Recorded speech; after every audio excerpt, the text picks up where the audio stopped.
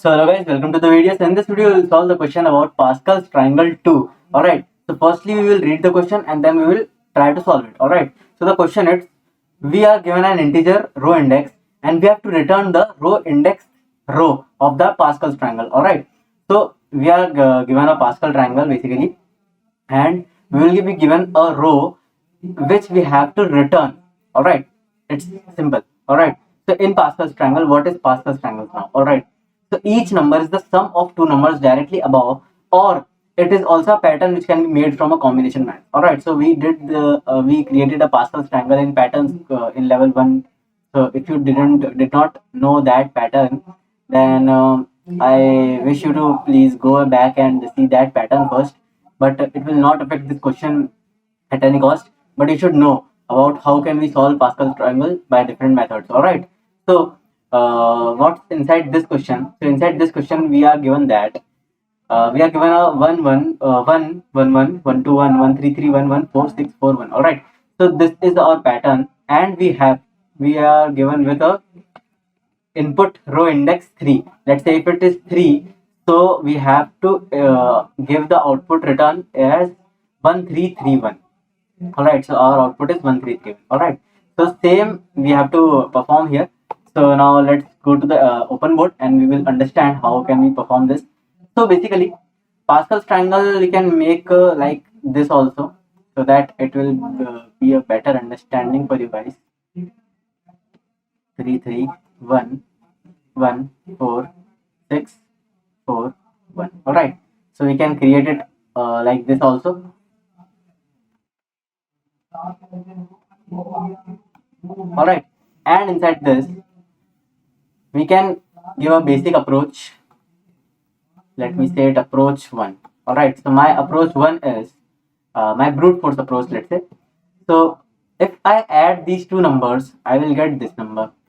If I add these two numbers, I will get this number. If I add these two numbers, I'll get this number. If I add these two numbers, I'll get this number. If I add these two numbers, I'll get this number. If I add these two numbers, I'll get this number. All right. And if we had fifth row, then we will add these two numbers and these two numbers and these two numbers and these two numbers to get fifth row also. All right. And all the starting indexes are 1 and ending indexes are 1. All right. So can we create this type of pattern by knowing that the two numbers should be added and the third number is the number which is below that two numbers. All right, so we can create this pattern easily because we have done so many questions and we are in level 2, so I hope we can code this out. So this was a basic approach, very basic approach, which we are not willing to use because this is a very basic approach and we are willing to use an optimized approach. All right, so how can we optimize this? So let's talk about second approach. So let's talk about second approach. All right, so can we write this pattern as, let's say n, let's say 0c 0. After that, can I write it as 1c0 1c1? After that, can I write it as 2c0 2c1 2c2? After that, 3c0 3c1 3c2 3c3. After that, 4c0 4c1 4c2 4c3 and 4c4. So if we solve this pattern or these values, all right, so we will get these numbers only. All right, so how can we simplify this? So there are some basic rules given in combinations, in which nc0 is always a 1. nc0 is always 1. nc1 is always, sorry, ncn is always a 1 also. So these two will give output as 1 only every time, and nc1 will give us n as output. All right, so let me write it efficiently, because these three things will help us out when we will write the code or we will understand the process. So NCN will give us 1, NC0 will give us 1, this 2 will give 1, but NC1 will give n. Alright, so let's see this by applying it in our code only. So let me take it like this. Alright, so let me take NC0. What is NC0? So NC0, that means this is 1. Alright, this is NC0. N is 0 and C 0. Alright, R is 0. That means NC0 is 1. After that 1C0, 1C0 is also 1. After that 2C0, 3C0, 4C0. So all are 1. Okay? Alright. Again, when I write NCN, so NCN is the last term. Let us leave it. No, we can write it for 1 only. So NCN is 1. So we can write NCN as 1 here. After that 2C1. Alright. So NC1. Anything NC1 is N. So NC1 is N. So it means N is R2. So it means the answer is N. Alright. And NC1. So 3C1, 4C1 is. Alright. Now for further we have to solve only 2C2, 3C2, 4C2, 3C3, 4C3. Only these 5 numbers we have to solve. Otherwise we have given all these numbers. Alright, at the last also we will get output as like this.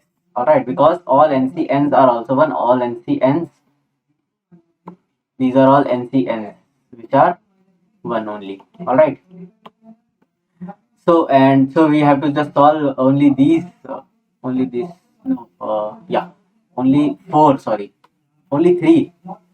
Alright, we have to solve only these 3 numbers. So how can we solve these 3 numbers? So for solving these 3 numbers,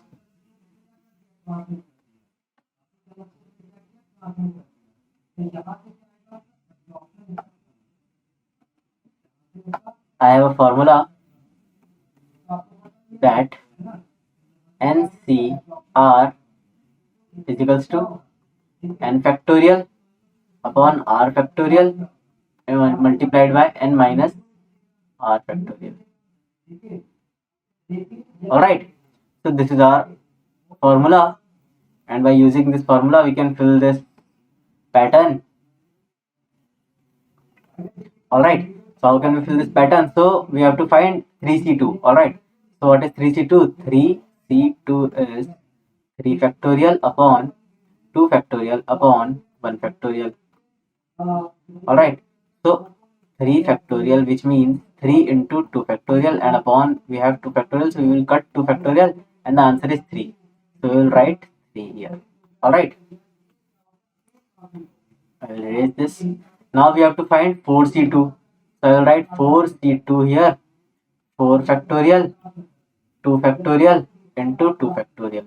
Alright, so 4 factorial, 4 into 3 into 2 factorial, 2 factorial, 2 into 1 factorial, and say it's not needed here. We can only write 2 and 2 factorial. So we will cut this 2 factorial. This we will cut this 2 by 4. So 2 into 3, 6. So I will write 6 here. Alright. Now at last we will get output for 4C3. So I will write 4C3 here. 4 factorial, 3 factorial, and 4 minus 3, 1 factorial. So 4 multiplied by 3 factorial and 3 factorial below, and 1 factorial does not mean anything. So it means the answer is 4 here. Alright, so we got our answer. So these 2 formulas are basic formulas which we have to remember. I will again short this and keep this inside. Alright, so now we understood how can we get the answer from this combinations, and how can we create this pattern, this Pascal triangle by this combination. Alright, now one more thing. if every time I will get the answer, I will create the answer of every element. Suppose this pattern, this Pascal triangle is short because this have only 5 rows. But if I get a Pascal triangle which has 1000 rows, so every time I will get the value of every element and solve the n factorial upon r factorial into n minus r factorial. No, that's a wrong approach. So now we will see another approach in which is the basically carry forward of this approach only. We have to create this combination pattern, but in this I have a property of combination, and the property is NCR is equals to, sorry, right here, NCR is multiplied by a factor, and when it is multiplied by a factor we get the value of NCR plus 1. Alright, so NCR is a factor, and when we multiply the value factor with it, we get NCR plus 1. Alright, so NCR is multiplied by a factor and we get NCR plus 1. Alright, so this is a basic formula which we have to remember. But in this, what is factor now? Alright, so we will change our page from here and explain you how can we take out factors. So I will write first formula NCR into factor multiplied by NCR plus 1. So this is our formula. So how will we take out factor? So I will just derive factor. I will not make you remember, because you can also solve and take out the factor afterwards then. So n factorial upon r factorial upon n minus r factorial is equals to, no, is multiplied by factor is equals to n factorial upon r plus 1 factorial, because r is r plus 1, and n minus r factorial. That means n minus r plus 1 factorial. In this, n factorial and n factorial is cut down. So we are left with only factor r factorial n minus r factorial upon r plus 1, it was factorial, and n minus r plus 1 factorial. Alright, so now how can we solve this? Can we cut something out? So yeah, we can cut yes. So if I open this factorial r plus 1 factorial, so r factorial n minus r factorial should not be opened. R plus 1 is opened, so we get r plus 1 minus 1, so we get r factorial and n minus r minus 1 factorial. When we open this bracket, we get n minus r1 minus 1 factorial. So we cut down this r factorial, both upside and downside. Alright, now if I open this factorial, that means n minus, I will write it by another pen, n minus r multiplied by n minus r minus 1 factorial upon r plus 1 multiplied by n minus r minus 1 factorial. Yes, we can cut down these two both, and we are left with only n minus r upon r plus 1, and this is the factor. Alright, so this is our factor. So let me shift it somewhere here. So now I hope you got how to take out factor, and this was our factor n minus r upon r plus 1. So now what we will do, by using this factor, what can we figure out? We can figure out that if I have NCR if I multiply it by n minus r upon r plus 1, we can get the value of NCR plus 1. That means the number which is beyond it. Alright. Alright. The number which is on the front side. We can use this formula everywhere and we can get the value. So we just have to find NCR. And when we have NCR, then we can put NCR, put N and R values in this formula and we can get NCR plus 1. And every time we can do this. So every time we do not have to find values of every combination. Every time we do not have to find values of every combination. We just have to find the value of 1C0 or 0C0 or 2C0 so that we can find 2C1. When we have the value of 2C1, we can find 2C2. Alright. When we have the value of 3C0, we can find 3C1, then 3C2, then 3C3. Alright. So I hope you understood it till now. So now we will go to code and code this out. Very simple thing. We just have to get a value inside which we will put this formula every time and get the value which is in front. Alright, the frontal element. So we will go to the Nados, and here we are given a function Pascal row. Inside this Pascal row, we are given a row integer r, which means this is the row at which the elements which we have to send it down. Alright, or return it. Alright, and the return type is vector. So we have to store all the values inside the vector and then we will return that vector. Alright, so firstly we will create a vector for it of int type is named list, and we know that every time the first value, the NC0 is 1. Alright, the NC0 is always 1 because we knew it. So I will not waste my time in calculating NC0 again and again. I will just start from 1 itself. Alright, when I get the row, I will start from 1 itself because I knew that the first NC0 is 1. So I take a variable val inside which I stored the value 1. Alright, now what I have to do? I have to put a for loop from 0 to row. Alright, till the row ends, and every time I have to increment my C. So this is the for loop on columns. Alright, because we have given already the row. Alright, the row is input for us, but we have to traverse the column and fill the answer. Alright, so this is the for loop for columns. Inside this, I will push the value of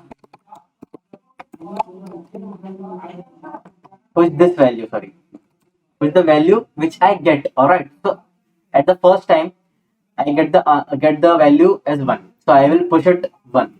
Then I will change my value. How I will change my value? What I told you. Inside my previous value, if I multiply my r minus c, or let me write it in r minus c, and divide by c plus 1. Alright, I hope it's correct. Let me just reconfirm it. So yeah, n minus r upon r by r plus 1. So for this, I will take n r minus c upon c plus 1. And when I multiply the factor every time, I get the value of the frontal element. So just the code is done. We just have to return this list and the code is completed. So we will click on run and we will see if it works or not. Alright, so it's successfully compiled, and let's submit it and see. Alright, so it is passed also. So all test cases are passed. So I hope you understood this, and if you did not understood this, please watch the video again and try to understand the process behind it, because the code is shorter but the process is linear. Alright, if you understand the dry run or what is the logic behind this, you will understand the question easily. Alright, so we'll meet in the next video. Till then, thank you so much.